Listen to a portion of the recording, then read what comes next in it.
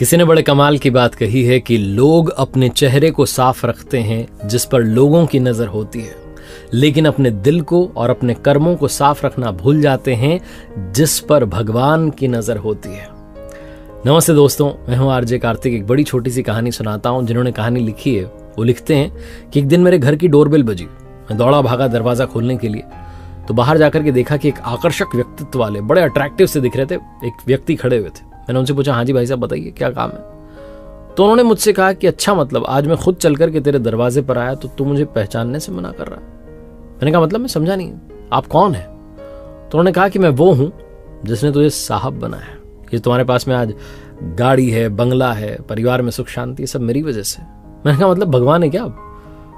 तो उन भाई साहब ने कहा, हाँ मैं भगवान हूं। तू कहता था ना नजर में रहते हो लेकिन नजर नहीं आते, तो आज मैं नजर आ गया हूं। आज पूरे दिन तुम मुझे देख सकते हो, सिर्फ तुम ही देख सकते हो, कोई और देख नहीं पाएगा। मैं पूरे दिन तुम्हारे साथ रहूंगा। मैंने कहा है सच में? ऐसे मजाक मत करो। बोले हाँ सच में, मैं सिर्फ तुम्हें दिखाई दूंगा। मैं उनसे बात कर ही रहा था, तभी मेरी माँ ने अचानक आवाज दी, अरे क्या कर रहा है, दरवाजे पर अंदर आ, कोई भी तो नहीं है वहां पर। मैं घबरा गया, सहम गया कि क्या हुआ, माँ को दिखाई क्यों नहीं दे रहे। बिना देरी के अंदर आया। अंदर आकर मैं सोफे पर बैठा तो देखा पास में भाई साहब बैठे हुए थे। मैंने कहा तो सच में भगवान ही है। और तभी माँ चाय लेकर के आ गई। मैंने जैसे ही चाय की पहली चुस्की ली, मेरी आदत थी चिल्लाने की, मैंने कहा माँ ये कैसी चाय बना दी, इतनी चीनी है। और तभी मैंने देखा कि वो मुझे देख रहे हैं, मैं उनकी नजर में हूं। अचानक से मुझे लगा कि भगवान के सामने भगवान क्या सोचेंगे कि अपनी माँ को ऐसे तेज तेज आवाज में जो है बोलता है, इतना गुस्सा करता है माँ पर। मैंने फिर प्यार से माँ से कहा कि माँ ठीक है, अच्छी है, मैं पी लूंगा। उसके बाद चाय पी ली, उठ करके जाने लगा नहाने के लिए, तो वो पीछे पीछे आने लगा। मैंने कहा अरे यहाँ तो बख्श दो, मुझे तैयार होने दो। तैयार होके आया पूजा पाठ के लिए, तो वहां पर भी मेरे साथ थे, मुझे ही दिखाई दे रहे थे। मैंने बड़े मन से आराधना पूजा की। मैंने कहा आज तो भगवान जो है साथ ही हैं, ईमानदारी से पूजा की। उसके बाद बाहर निकला, कार में बैठा तो देखा पास वाली सीट पर भाई साहब बैठे हुए, वही भगवान जी। मैंने कहा आज तो कमाल ही हो रहा। थोड़े से हम आगे चले ही थे कि मुझे कॉल आया। मेरी तो आदत थी गाड़ी चलाते चलाते कॉल रिसीव करने की। कॉल रिसीव करने वाला था, मुझे लगा कि डांट देंगे कि क्या कर रहे हो। गाड़ी को मैंने साइड में रोका, नियम कायदे फॉलो किए, फिर बात की। सामने से कोई डील के लिए कॉल आया हुआ था और मेरी तो आदत थी कि भाई ऊपर का कुछ ले ही लेते हैं। मैं पूछने वाला था भाई ऊपर का क्या रहेगा, कितना % अपना। तभी मुझे लगा कि मैं उनकी नजर में हूं। मैंने ये नहीं बोला, मैंने बोला ठीक है काम हो जाएगा आपका, आप आ जाना ऑफिस में, मिल लेना मुझसे। पैसे की कोई बात ही नहीं की।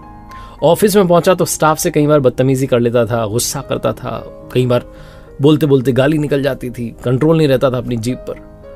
लेकिन उस दिन तो क्योंकि उनकी नजर में था तो मैंने ऐसा कुछ किया ही नहीं। किसी के साथ मैंने बुरा बर्ताव नहीं किया, गुस्सा ही नहीं किया किसी पर, शांति से बात की। सब लोग बड़े अचंभित थे कि आज क्या हो गया सर को, बड़े शांत थे, सबसे प्यार से बात कर रहे। पूरा दिन ऐसे ही अच्छे अच्छे बिहेवियर के साथ में बीत गया।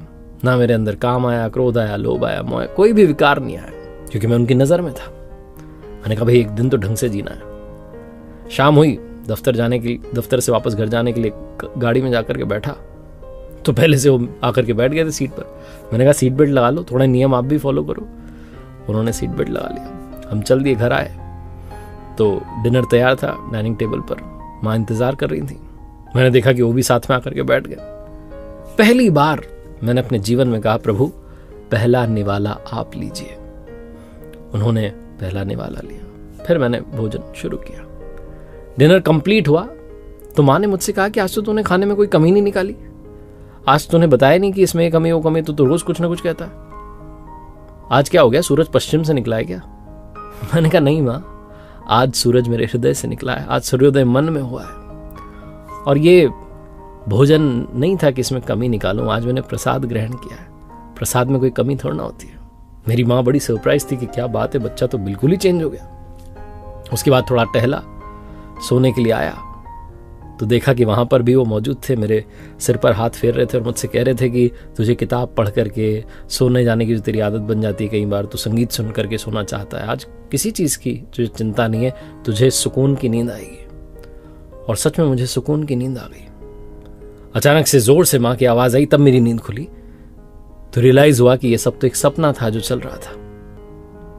मैं गहरी नींद में था, एक सपना देख रहा था, लेकिन सच तो यह है कि मैं जीवन की गहरी नींद में था। उस सपने ने मुझे उस नींद से जगा दिया। एक ऐसा सपना जिसने मुझे झकझोर दिया और बता दिया कि हम हमेशा उनकी नजर में हैं, हमें हमेशा अच्छा काम करना चाहिए। सच में हम गहरी नींद में सो रहे होते हैं, विकारों से घिरे होते हैं। वो एक ऐसा सपना आ जाए ना जो आपको नींद से जगा दे, बस उसी की आवश्यकता है। और ये कहानी वही सपना है। याद रखिए, आप हमेशा उनकी नजर में हैं।